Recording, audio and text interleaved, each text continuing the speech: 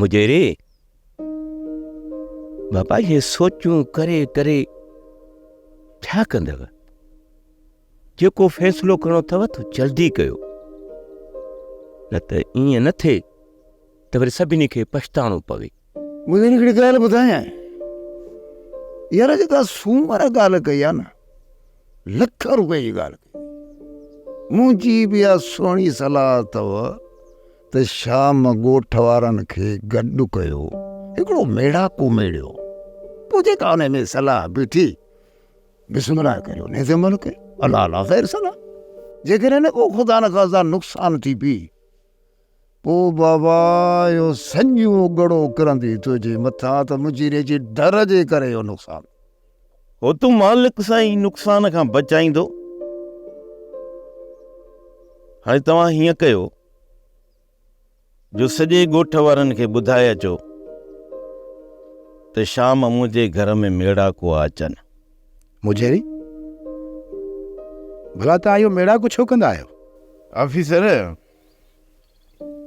बाबा मेड़ाको इन करे कंदा आहियूं जो उते सभु पाण में गॾिजी वेही सलाह कंदा आहियूं। पोइ जंहिंजी सुठी सलाह हूंदी आहे उन ते अमल कंदा। कंहिं बि हिक जी न हलंदी आहे। पर वॾा त तव्हां आहियो।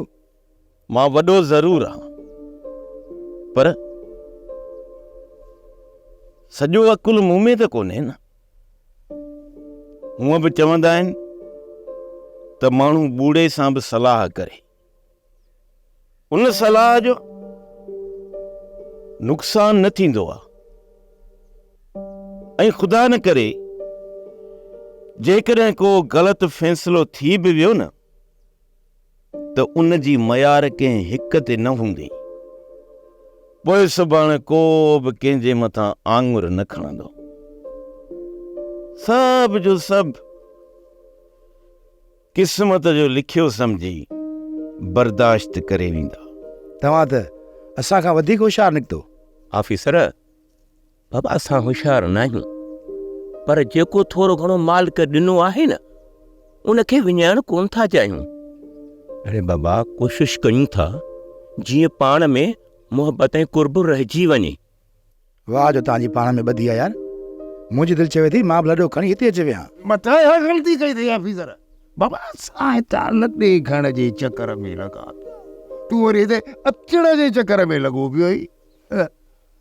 सोप सीरियल मोहब्बतुनि जो माॻु तमामु एपिसोड्स ॾिसो हाणे HD क्वालिटीअ में। विज़िट करियो असांजो YouTube channel Sindh TV HD drama. Subscribe कयो असांजो official YouTube channel Sindh TV HD drama ऐं वधीक अपडेट लाइ बेल आइकन खे क्लिक करियो।